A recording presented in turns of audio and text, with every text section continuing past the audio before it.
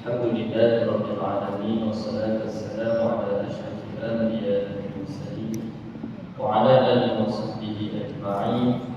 Rabbi shrah lana sudurana wa yassir lana umurana wahlul 'uqdatam min lisanatina yafqahu aqwalana. Allahumma faqihna fid din wa 'allimna at-ta'wil wa hdina ila siratal mustaqim. Allahumma zidna ilman nafi'an warzuqna fahma. Allahumma amin. Amma ba'd. Assalamualaikum warahmatullahi wabarakatuh. Alhamdulillah, pada malam ini marilah sama-sama kita merafakkan setinggi-tinggi kesyukuran kita kepada Allah. Kita sama-sama meninggikan penghargaan, perasaan appreciate kita kepada Allah Ta'ala di atas nikmat yang diberikan kepada kita ini. Sesungguhnya kita beriktikad bahawa semua yang kita lalui sekarang ini, semua yang kita lakukan sekarang ini tak lain tak bukan melainkan semuanya adalah keizinan daripada Allah Ta'ala. Jadi sebelum kita memulakan kuliah kita pada malam ini, marilah sama-sama kita refresh, kita kemastini semula pegangan kita kepada Allah Ta'ala. Di samping kita ingin mempelajari ilmu, walaupun ilmu itu sudah kita pelajari ataupun benda baru, tetapi ingatlah segala usaha yang kita lakukan semuanya Allah yang izinkan. Segala saya ingin berkongsi dengan sidang Jumaat sekalian berkenaan syukur, di mana Allah Ta'ala telah menjadikan syukur itu salah satu untuk cara kita ibadah semata. Kalau pada sekolah biasanya kita akan dengar istilah study smart. Tetapi apabila kita merungkai dalam konsep seorang hamba Allah Ta'ala sebagai seorang Muslim, maka kita akan mendapat satu konsep, iaitu ibadah smart. Beribadah secara berdisiplin. Bukannya kita beribadah dengan kita bekerja keras. Maksudnya contoh, beza antara orang yang solat 100 rakaat dengan orang yang berselawat 1 kali. Mungkin pada waktu itu orang yang selawat 1 kali sahaja, pada waktu itu kelebihan yang Allah beri lebih besar daripada orang yang solat 100 rakaat. Apa yang saya ingin fokuskan adalah bukan pada bilangan, bukan pada kuantiti, tetapi bagaimana seorang hamba itu dia mengamalkan formula yang Allah Ta'ala telah kongsikan di dalam Al-Quran Al-Karim. Jadi contoh dalam bab syukur, syukur itu satu perkara yang sangat-sangat memudahkan kita manusia. Kenapa saya kata begitu? Kerana dalam Al-Quran Al-Karim Allah Ta'ala telah menyebut, la in syakartum la azidannakum wa la in kafartum inna adabi lasyadid. Ayat Al-Quran ini saya yakin jemaah-jemaah semua mungkin sudah kebiasaan mendengar. Tetapi rupa-rupanya dalam ayat ini Allah telah berikan kaedah, formula. Apabila kita melakukan sesuatu, maka keuntungannya akan berlipat ganda tanpa kita sedar. Macam mana dia berlaku? Apabila kita bersyukur kepada Allah Ta'ala. La in syakartum la azidannakum. Apabila kamu bersyukur, nescaya aku akan menambah pada kamu. Maksudnya di sini Allah Ta'ala kata bukan dengan kita usaha sematanya. Allah nak tambah rezeki kat kita bukan dengan usaha, tetapi apabila kita bersyukur. Contohnya, kalau ada seorang individu dia bekerja 24 jam, tetapi dalam hati dia tidak pernah rasa sedikit pun perasaan syukur pada Allah, maka pada waktu itu apa yang dia dapat adalah 24 jam. Berbeza juga dengan seorang hamba yang lain, apabila dia bekerja mungkin dalam masa 1 jam sahaja, Tetapi apabila iktikad tauhid kesyukuran dia kepada Allah itu begitu tinggi, maka 1 jam pekerjaan dia itu akan menyamai 24 jam yang tadi, bahkan mungkin melebihi. Itu adalah antara kuasa ajaib kesyukuran kepada Allah Ta'ala. Dia bukan kuasa ajaib sebenarnya, tetapi memang jawapan bocor yang Allah Ta'ala telah sebutkan kepada kita. Maka sebab itulah guru saya dia ada pesan, kalau kita ditimpa musibah ataupun bila kita berdoa, jangan sesekali mohon, ya Allah jadikan aku orang yang bersabar. Jangan berdoa macam tu. Bukan maksud dia haram, tetapi apabila kita berdoa macam tu, seolah-olah kita minta, ya Allah turunkan bala kepada aku supaya aku dapat berlanting jadi sabar. Itu sebenarnya hakikat doa tadi. Jadi macam mana doa yang disyurkan? Doa yang terbaik adalah kita berdoa, Allahumma ja'alna minasyakirin. Ya Allah, jadikanlah kami dari kalangan orang-orang yang bersyukur. Bila kita bersyukur, seperti kaedah yang saya sebutkan tadi, segala nikmat yang kita inginkan dan yang kita tak minta pun akan bertambah dengan sendirinya. Maka perkara ini yang saya ingin kaitkan dengan konsep kita dalam kuliah maghrib. Walaupun kuliah kita dalam masa yang ringkas, sekejap sahaja 30 minit, 40 minit, tetapi apabila kita mengamalkan tauhid kesyukuran itu dengan sebenar-benarnya, habis baik kita boleh buat, insya-Allah. Mungkin pelajaran yang dipelajari 1, tetapi kefahaman yang diberi adalah 10, insya-Allah. Jadi kita masuk kepada perbahasan masalah muwafiq dan masbuk, bacaan kitab kita karangan oleh Tuan Hasan bin Ahmad. Bismillahirrahmanirrahim. Qala al-musannif rahimahullah ta'ala wa nafa'ana bi ulumihi fid dar amin. Bacaan kita telah berhenti pada bab sembahyang berjemaah. Qala al-musannif rahimahullah, sembahyang berjemaah merupakan sunat muakkadah kepada kaum muslimin dan juga adalah fardu kifayah. Jika sekiranya dalam sebuah kampung dan mukim itu tidak mendirikan sembahyang berjemaah, semuanya penduduk kampung itu berdosa belaka. Jadi dalam bab hukum salat berjemaah, mungkin kita pernah dengar perbezaan ulama. Ada yang kata fardu kifayah, ada yang kata wajib, ada yang kata fardu ain. Kalau fardu ain itu memang 1/3 berdosa. Ini yang kata fardu ain. Ada juga yang mengatakan harus dan lain-lain lagi. Tetapi apa yang ingin kita faham, penghayatan dari hukum yang pelbagai, mengapa ulama khilaf, maka kita lihat dalam satu kisah Sayyidina Abu Talha, seorang sahabat Nabi yang terlewat solat berjemaah pada waktu asar. Lewatnya pada ketika itu disebabkan beliau sibuk menguruskan kebun taman. Apabila sampai sahaja beliau ke dalam jemaah bersama Rasulullah, beliau beristirja. Istirja ialah mengucapkan inna lillahi wa inna ilaihi raji'un. Mengapa beliau istirja?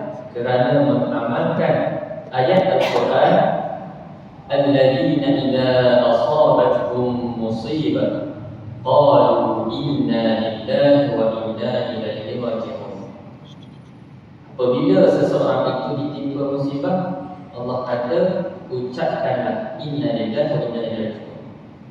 Maksudnya di sini, sahabat Nabi itu bagi beliau terlewat salat berjemaah itu dah dikira musibah. Kalau kita ni mungkin, kalau tak dapat salat berjemaah pun mungkin tak terasa apa lagi untuk kita. Sebab kita bukannya orang-orang hebat seperti sahabat. Cumanya kita perlu berniat dan berdoa supaya kita dapat sama level dengan sahabat. Itu adalah cita-cita. Maka Sayyidina Abu Talhah mengadu kepada Nabi dan beliau terus menginfakkan kebunnya pada Allah dan Rasul. Kebun yang ditanam tadi, yang diusahakan, terus dia infak semua.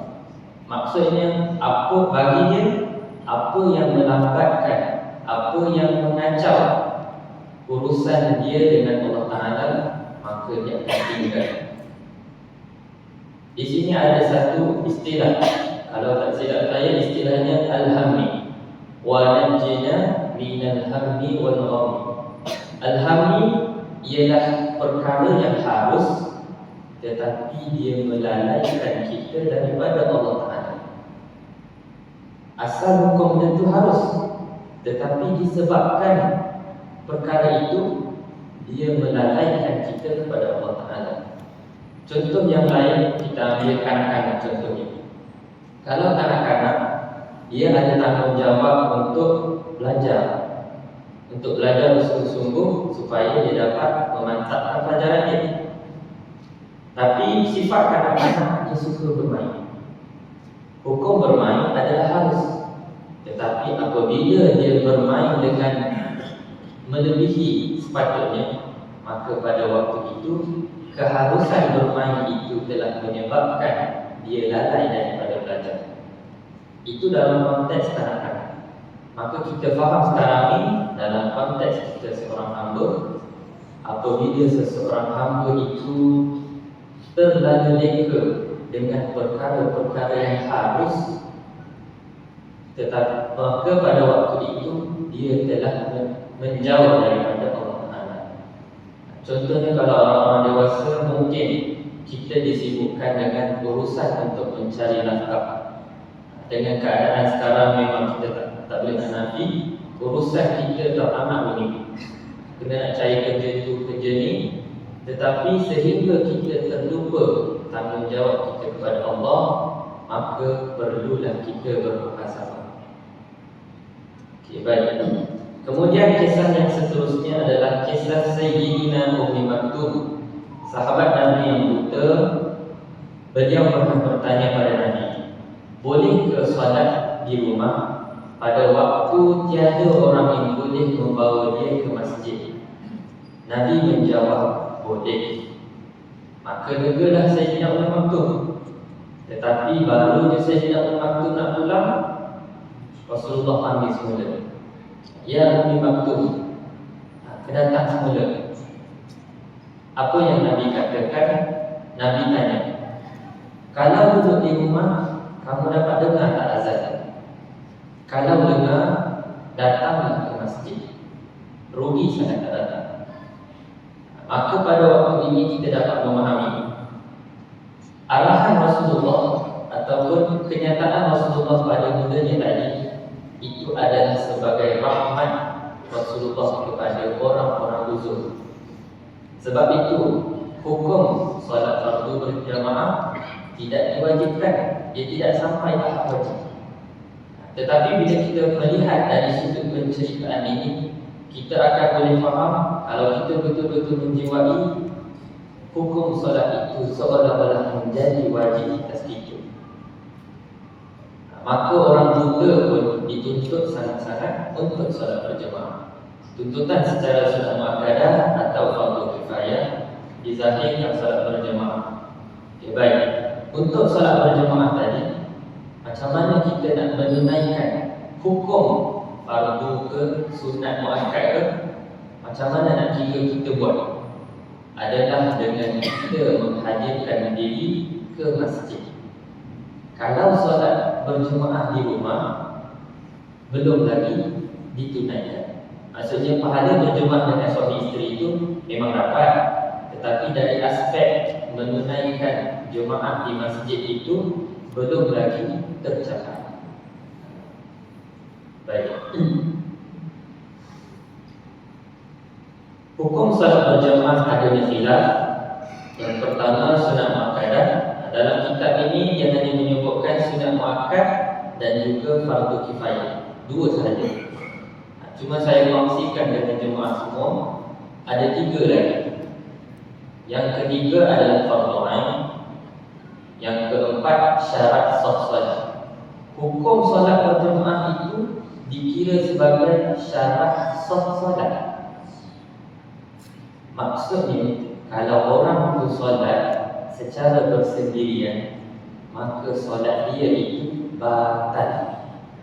Itu kalau menurut pendapat yang keempat ini. Sebab pendapat yang keempat ini menganggap nak sah solat kena berjemaah. Kalau tak berjemaah masih tak sah. Maknanya macam lagi berat juga kan. Berbanding yang ketiga tadi fardu ain. Kalau fardu ain ni dia tak datang solat berjemaah berdosa, tapi dia solat di rumah masih sah. Tapi kalau yang keempat, solat sendiri dosa pendapat, sah solat tak datang. Maknanya dia dianggap sebagai orang yang belum menunaikan solat. Itu adalah syarat yang keempat. Adapun syarat hukum solat berjemaah yang kelima adalah harus. Dan hukum ini hanya tertakluk bagi muslimat sahaja. Untuk orang lelaki macam mana? Orang lelaki dia tertakluk kepada 4 hukum tadi. Tapi untuk pengamalan kita mengamalkan fardu kifayah. Tapi kalau ada antara jemaah kita yang mungkin dia nak mujahadah dengan lebih, kalau dia nak ambil hukum fardu ain ke syarat solat pun, itu adalah terpulang atas masing-masing. Cumanya kalau kita nak bercerita kepada sesiapa sahaja, eloklah kita menggunakan hukum solat berjemaah itu fardu kifayah. Jadi hukum solat berjemaah ini dia dihadkan kepada yang pertama solat fardu. Maksudnya kalau solat sunat, contohnya solat hari raya, solat tarawih, maka hukum dia dah berbeza, tak sama dengan konteks yang kita ceritakan pada malam ini. Yang kedua lelaki, seperti yang saya sebutkan. Yang ketiga adalah mukallaf, iaitu orang yang telah aqil dan juga baligh. Maknanya kalau kanak-kanak yang baru mumayyiz tapi belum baligh, maka hukum solat berjemaah masih lagi tidak tertanggung atas dia. Dan yang terakhir ialah orang yang bermukim. Istilah mukim ini seperti yang kita lihat di kawasan sekitar kita ini, macam mana pembahagian mukim-mukim sesuatu kawasan. Itu adalah cara mudah untuk melihat mukim sesuatu. Jadi perbezaan pendapat ini menunjukkan betapa tingginya nilai solat berjemaah itu. Maka berdoalah kita supaya sentiasa direzekikan untuk solat berjemaah. Okey, baik. Jadi di sini saya sertakan siapa yang mengatakan hukum-hukum setiap solat tadi. Untuk sunat muakkad disebut oleh jumhur ulama termasuk Imam Rafi'i. Hukum fardu kifayah disebut oleh Imam An-Nawawi. Fardu ain pula disebut di dalam mazhab Hambali. Jadi kita di Malaysia kita mengamalkan mazhab Syafi'i. Sebab tu kita biasa dengar fardu kifayah. Memang di Malaysia kita mengamalkan mazhab Syafi'i dan kebanyakan pendapat ialah dari Imam Nawawi. Kebiasaannya begitu. Baik. Dan yang terakhir syarat sah solat. Syarat hukum ini disokong oleh Imam Al-Ghazali. Kalau nak tengok Imam Al-Ghazali ini sebenarnya mazhab Syafi'i, tetapi dalam bab ini, bab solat berjemaah, Imam Al-Ghazali letak dia nak kata syarat sah solat itu Imam Al-Ghazali. Jadi itu adalah menunjukkan betapa tingginya haibah dia, semangatnya beliau untuk menunaikan solat berjemaah. Baik. Kita lihat perincian sedikit. Pendapat yang mengatakan solat berjemaah itu adalah syarat sah solat dengan dhabit. Maksudnya ada faktor di sini, iaitu apabila seseorang itu tinggal berdekatan dengan masjid. Macam mana nak tahu jarak itu dekat, dikira dekat dari segi hukum syarak? Iaitu apabila Bilal melaungkan azan tanpa membesar suara, maka dia dapat dengar azan itu. Kalau kita sekarang, kita banyak guna speaker, jadi akan dapat sampai mencapai jarak yang jauh. Itu dah tak termasuk dalam konteks ini. Cara nak dihukumkan rumah seseorang itu dekat adalah bila laungkan azan tanpa gunakan mikrofon pembesar suara, maka rumah yang terakhir dapat dengar suara Bilal, itulah rumah yang dikira dekat dengan masjid. Jadi kalau orang yang dapat dengar azan ni tak pergi solat, maka pada waktu itulah solat bersendirian itu dikira batal. Ini untuk penerangan yang mengatakan syarat sah solat tadi. Sekadar saya kongsikan maklumat tambahan. Okey, baik.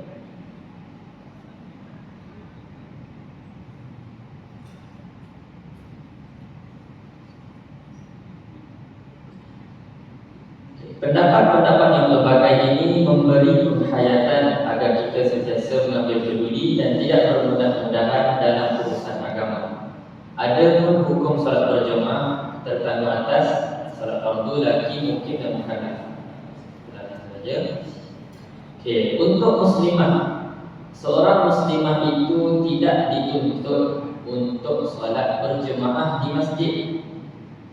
Maksud tidak dituntut ini, jangan salah faham, maksudnya jangan datang.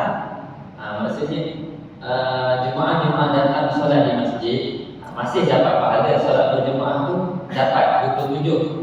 Cumanya dari segi tuntutan untuk hadir ke masjid itu tidak ada. Tapi bila dia datang, dia solat juga, maka akan dapat juga fadilahnya. Okey. Kita lihat di sini, muslimah tidak dituntut kecuali jika seperti ada kuliah pengajian fardu ain sebelum atau selepas solat. Dia katakan di sini kuliah fardu ain sahaja. Fardu ain dengan erti bukan maksudnya kita belajar hukum-hukum ni, bukan itu sahaja. Fardu ain atas individu. Contoh saya berikan, katakan ada seorang muslimah ini, dia tak pernah belajar berkenaan hukum haid dan nifas. Tiba-tiba dia tahu dekat masjid ada ustaz yang mengajarkan kuliah berkenaan haid nifas. Maka pada waktu itu tanggungjawab atas muslimah tadi menjadi wajib atas dia untuk hadir ke masjid belajar hukum haid nifas saja. Maksudnya, jika sebaliknya, andai kata ada muslimah ni, dia dah pernah belajar dan dia mahir dalam bab haid nifas, dan pada waktu itu kuliah di masjid berkenaan haid nifas, hukum di sini adakah menjadi fardu ain ke atas muslimah itu untuk belajar? Jawabnya tidak. Sebab dia dah melepasi syarat tadi, dia dah belajar, dia dah mahir, maka fardu ain itu sudah terangkat. Itu saya berikan contoh dalam bab haid nifas. Maka begitu jugalah dalam konteks hukum-hukum yang lain. Contohnya cara kita nak solat, cara kita nak baca Quran, cara kita nak bermusafir, cara kita nak pergi haji. Semuanya hukum di situ. Bila kita belum belajar dan kita tidak mahir, maka menjadi fardu ain kita belajar. Tapi kalau kita dah belajar dan dah mahir, maka tidak jadi fardu ain dah. Sekadar sunat saja untuk kita belajar semua. Itu adalah berkenaan kuliah fardu ain. Okey. Tidak dituntut di sini, maksudnya berkenaan solat berjemaah di masjid. Bagi muslimah itu tidak dituntut itu pula dengan makna hukum harus, bukannya tidak boleh. Hanya sekadar tidak mendapat pahala hukum sunat muakkad atau fardu kifayah itu sahaja. Adapun pahala solat berjemaah dia dapat. Okay. Oleh itu dapat kita faham di sini, orang lelaki apabila dia datang solat berjemaah di masjid, dia dapat dua pahala. Yang pertama, pahala fardu ain. Yang kedua, pahala fardu kifayah atau sunat muakkad. Pahala fardu ain tadi maksudnya adalah pahala dia solat. Sebab solat kan memang asalnya wajib atas setiap individu, fardu ain. Tapi dia ada pahala tambahan, iaitu pahala fardu kifayah datang ke masjid berjemaah. Berbeza dengan orang perempuan, apabila dia datang solat, dia hanya mendapat satu pahala sahaja, iaitu pahala fardu ain. Ataupun kalau kita nak sertakan juga dengan kita solat berjemaah yang 27 ganda pahala itu, maksudnya lelaki dia akan dapat 3 pahala, orang perempuan dia akan dapat 2. Itu sahaja perbezaannya. Jadi bukanlah maksudnya hukum ini nak menghalau ataupun tidak mahu memberi orang perempuan datang ke masjid. Sebenarnya kenyataan di sini adalah Islam sangat menekan berat bagi orang lelaki untuk menghidupkan masjid. Itu sahaja sebenarnya. Okay, baik. Sambungan kita, solat berjemaah sangat penting dalam pengajaran Islam. Di samping ianya melaksanakan kewajipan terhadap Allah Azza wa Jalla, berjemaah juga dapat melatih kaum muslimin agar mereka berada di dalam kesatuan yang utuh, iaitu kesatuan Islam yang menjadi kekuatan hidup mereka di dunia dan mendapat keredaan Allah di akhirat nanti. Di dalam salat berjemaah merupakan titik tolak permulaan bagi perpaduan umat Islam, yang mana mereka harus panjangkan perpaduan mereka di luar sembahyang dalam semua lapangan hidup berdasarkan Islam. Salat berjemaah juga menunjukkan kepada kita bahawa Islam menghendaki umatnya berada di dalam barisan Islam, berganding bahu di dalam menjunjung perintah Allah serta melaksanakan syariatnya tanpa mengira kedudukan pangkat, berlainan bahasa dan juga warna kulit. Baik. Jadi antara tujuan dan hikmah solat berjemaah yang kita dapat kupas pada malam ini, yang pertama adalah untuk kita mengagungkan syiar Allah. Kita sebenarnya sebagai seorang Muslim, apabila kita ada jati diri sebagai seorang Islam, maka antara tanggungjawab kita ialah mengagungkan syiar-syiar Allah. Dalam Al-Quran Allah telah menyebut, "Dzalika wa may yu'azzim sya'airallah fa innaha min taqwal qulub." Demikianlah dalam ajaran Islam itu, sesiapa yang menghormati, yang membesarkan syiar-syiar agama Allah, maka dialah orang-orang yang bertakwa. Kerana sesungguhnya perbuatan itu, perbuatan mengagungkan syiar Allah, adalah salah satu kesan daripada sifat-sifat takwa yang ada dalam hati para mukmin. Maksudnya di sini bukan kita agungkan syiar baru kita jadi orang bertakwa. Sebenarnya terbalik. Kalau takwa itu sudah ada dalam diri kita, maka secara automatik kita akan membesarkan syiar-syiar Allah. Itu yang sebenarnya.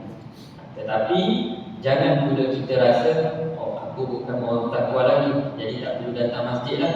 Bukan macam tu.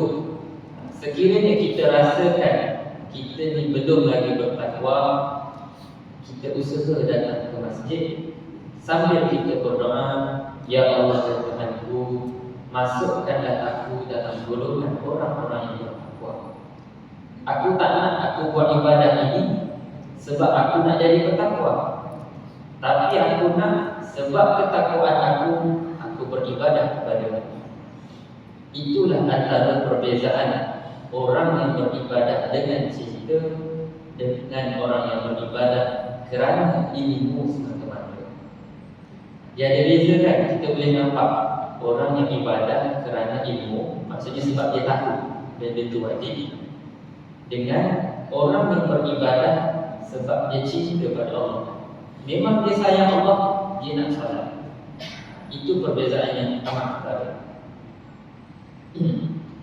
Solat berjemaah adalah antara petanda kita besarkan syiar Allah. Kita berkumpul atas satu tujuan, mengagungkan. Perkara ini akan memberi kekaguman pada orang bukan Islam. Maka pada waktu itu kita orang Islam akan dihormati. Macam takwa kepada Allah, kita takut pada Allah bukan sebab kita risaukan, bukan dengan maksud kita lari, tetapi kerana kita hormat, kita respect. Bukankah ada satu quote yang biasa kita dengar juga, respect is earned, not given. Kita kena beramal kaedah ini dengan Allah Ta'ala. Kita jangan asyik menganggap Allah kena bagi pahala pada aku, Allah kena bagi rezeki pada aku nak buat sekian-sekian, Allah kena bagi keizinan. Jangan macam tu. Itu dah terbalik. Itu seolah-olah kita di atas, Allah di bawah. Yang sepatutnya kita berada di bawah. Kita mohon kepada Allah, ya Allah, ya Tuhanku, aku hamba yang sangat hina, kurniakanlah kepada aku segala kenikmatan-Mu. Itulah yang cara yang sepatutnya bagi seorang hamba itu lakukan. Baik. Selain daripada solat berjemaah, sebenarnya ada banyak lagi syiar-syiar Allah. Dalam Al-Quran tadi pun dia sebut sya'airillah. Dia tidak sebut syiarullah. Syiarullah adalah perkataan singular. Dalam Quran dia guna perkataan plural. Maksudnya ada banyak syiar-syiar lain yang kita kena agungkan juga. Contohnya pada zaman Sayyidina Khalifah, zaman Khalifah Sayyidina Umar, ada orang Islam yang kena kacau.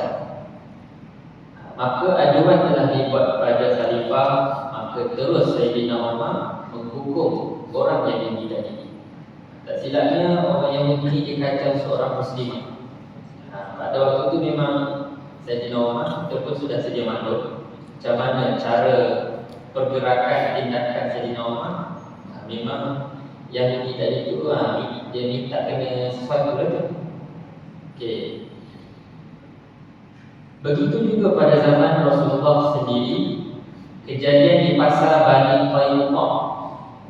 Seorang Muslim telah syahid kerana mempertahankan seorang Muslim.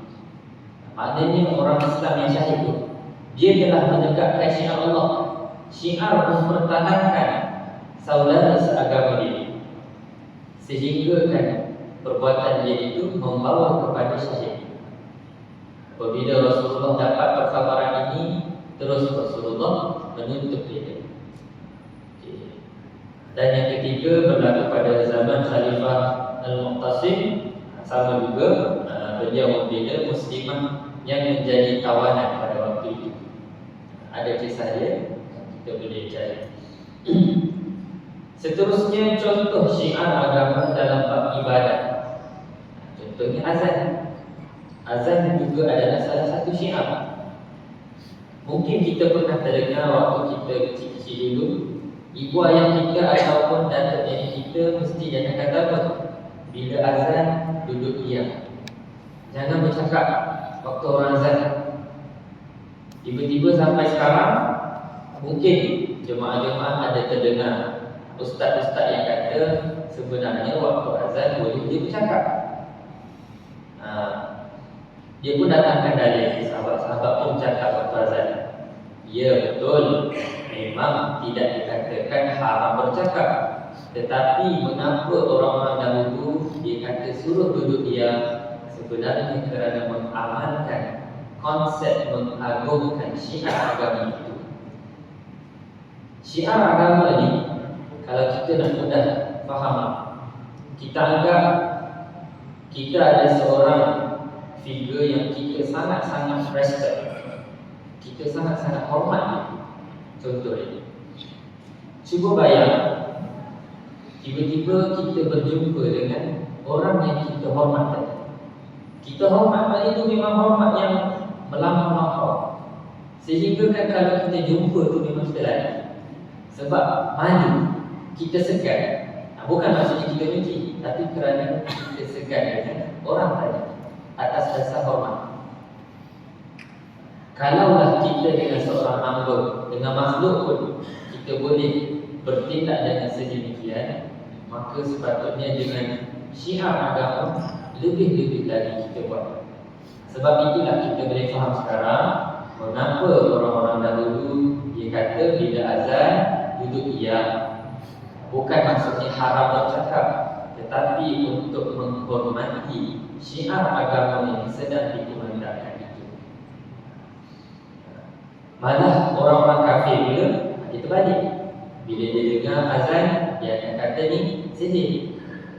Ini contoh yang zaman dulu lah. Mungkin zaman sekarang kalau orang-orang yang keliling kita yang non-Muslim, mungkin ada sahaja mereka yang jatuh cinta dengan azan. Itu yang pertama. Yang kedua, berkhatam. Bagi kanak-kanak lelaki, kenapa kena ada sunat? Kalau ada zaman dulu, datuk nenek kita sampai buat upacara majlis. Majlis kena pergi mandi sungai, angkat junjung atas bahu, bagi jamu makan semua. Kenapa sampai ada satu upacara majlis yang besar-besaran dibuat untuk potong dia? Padahal kalau ikut hukum, kalau kita tengok dekat gaya orang Arab, budaya di sana mana ada macam ni. Mereka bila sampai masa dia use potong, siap. Balik rumah pakaikan dekat. Itu je. Tetapi di Malaysia kita sekarang, ataupun yang dulu lah banyak, apabila adanya majlis berkhatam, ajak ramai-ramai satu kampung, budak-budak berkumpul, kita raikan dia. Semuanya kerana tak lain tak bukan untuk mengagungkan syiar Allah. Okey. Dan begitu juga termasuk lembu, unta dan korban Aidil-Adha termasuk juga dalam syiar Allah. Dan juga Kaabah dan juga masjid-masjid serta kiblat. Kalau kita nak bahaskan satu persatu ini, sebenarnya kita boleh sebut dari sudut benda ni, benda biasa je sebenarnya. Contoh saya katakan, kita ambil yang nombor 4, Kaabah.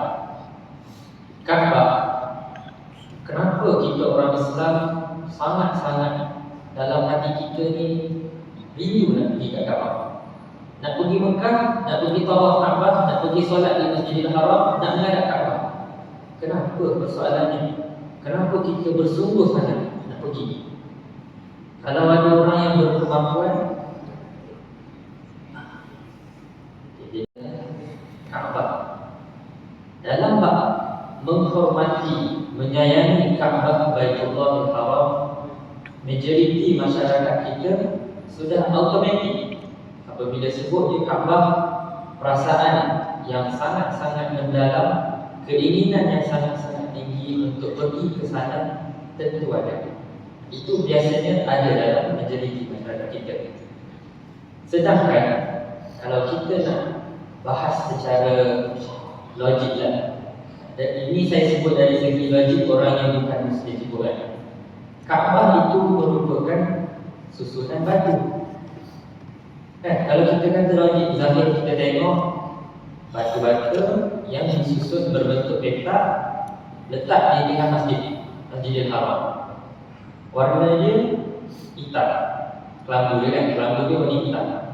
Bawang wangi di situ semuanya diletakkan dengan minyak hitam. Itu je sebenarnya. Tetapi kenapa kita orang Islam, kita sangat-sangat mengagungkan Kaabah itu sendiri, sehingga kan kalau siapa yang pernah pergi umrah kan, kita boleh tengok macam mana umat Islam berebut-rebut, bertolak-tolak nak pergi sana Kaabah. Sama juga dengan Hajarul Aswad. Kalau cerita Hajarul Aswad memang lagi kau lah kan. Kita tengok orang duduk kan. Kalau saya ingat saya pernah pergi dulu, memang kesian lah. Kita yang kecil nak duduk mimpi dengan orang-orang yang besar-besar, badan tubuh besar, memang ledek ya. Tetapi kenapa kita sanggup juga bersusah payah nak pergi cium Hajarul Aswad, nak pergi situ Hajarul Aswad? Sedangkan kalau Hajarul Aswad ni kalau kita tengok, dia hanyalah batu. Malah Sayyidina Umar juga pernah kata, dia kata kepada Hajarul Aswad, wahai Hajarul Aswad, kalau bukan kerana aku pernah nampak Rasulullah cium kamu, nescaya aku takkan cium kamu. Jadi di sini sebenarnya nilai itu bukan sahaja diri Hajarul Aswad, tetapi kerana Allah Ta'ala, Rasulullah telah memuliakan batu itu. Sama juga dengan Kaabah. Allah yang memuliakan Kaabah, maka kita sebagai orang Muslim perlu memuliakan juga Kaabah. Apabila kita mengagungkan sesuatu yang Allah Ta'ala agungkan, maka pada waktu itu sebenarnya menunjukkan cinta kita pada Allah, takwa kita pada Allah. Itu sahaja sebenarnya. Baik. Kalaulah binatang dan makhluk lain pun diiktiraf sebagai syiar Allah, maka apatah lagi manusia yang menjadi kekasih Allah. Contohnya Rasulullah SAW. Sebenarnya diri Rasulullah itu sendiri adalah syiar terbesar dalam agama Islam. Rasulullah itu sendiri, diri Rasulullah. Tak perlu kita lihat ajaran Rasulullah lagi, diri Rasulullah itu sendiri. Maknanya tangan Rasulullah, rambut Rasulullah, semua apa tubuh badan Rasulullah itu adalah syiar Allah. Sebab apa? Allah Ta'ala dah kata, wa ma arsalnaka illa rahmatan lil alamin. Kita punya yang lebih dekat. Kita lihat rukun Islam yang pertama. Mengapa kita mengucap syahadat asyhadu an la ilaha illallah wa asyhadu anna Muhammadar Rasulullah. Dalam syahadat itu sahaja pun kita dah boleh faham bahawa kedudukan Rasulullah itu dah teramat-amat tinggi, tidak boleh dibandingkan dengan makhluk-makhluk lain. Jadi cara untuk kita takzimkan Rasulullah adalah dengan memanggil dengan panggilan yang baik. Contohnya bila sebut nama Rasulullah, jangan kita sebut Muhammad, jangan kita sebut satu tu je. Itu menunjukkan kita tidak beradab. Letakkan gelaran Nabi Muhammad, Sayyidina Muhammad dan lain-lain. Itu Rasulullah. Dan yang kedua adalah sekalian ahli bait baginda, sama juga kita mentakzimkan mereka kerana mereka juga salah seorang daripada syiar-syiar Allah. Cuma untuk konteks zaman sekarang, dari segi ahli bait ni mungkin kita kena hati-hati. Sebab ada juga individu yang tidak bertanggungjawab. Dia dakwa diri, aku ni ahli bait. Dia kata macam tu. Tapi sebenarnya kalau saya nak berikan tips, kita sebagai orang biasa lebih selamat untuk kita hormat seseorang daripada kita nak keji dia terus. Maknanya contoh tadi, kita jumpa orang ni, kita tak kenal, tapi dia kata saya ni ahli bait. Pada waktu itu lebih selamat untuk kita mengiyakan dia, maknanya kita hormat dia, tapi jangan keji. Sebab apa? Andai kata dakwaan dia itu benar, maknanya dia tak nipu, dia cakap benar, maka pada waktu itu kita dah selamat. Berbanding kalau kita tak kenal dia, kita terus keji, tengok-tengok betul-betul ahli bait, maka pada waktu itu ketahuilah kita telah menjatuhkan salah satu syiar Allah. Maka benda ini sebenarnya dia berkait dengan konsep husnuzan sahaja. Itu dia. Jadi slide yang terakhir ialah mengagungkan syiar Allah ini dengan mengagungkan syiar-syiar yang telah kita senaraikan tadi, termasuklah salat berjemaah, maka sebenarnya kita telah berpegang dengan tali syariat Allah. Dalam Al-Quran telah disebut wa'tasimu bihablillahi jami'an wa la tafarraqu. Berpeganglah dengan tali Allah. Tali Allah di sini membawa maksud syariat itu. Jadi bila kita berpegang dengan syariat, iaitu mengagungkan syiar, maka sebenarnya kita dah berpaut dengan Allah Ta'ala. Dah berpaut dengan Allah, tak ada benda lain adalah insya-Allah syurga. Itu sahaja. Wallahu a'lam bissawab. Aqulu qawli hadza wa astaghfirullahal azim li wa lakum. Assalamualaikum warahmatullahi wabarakatuh.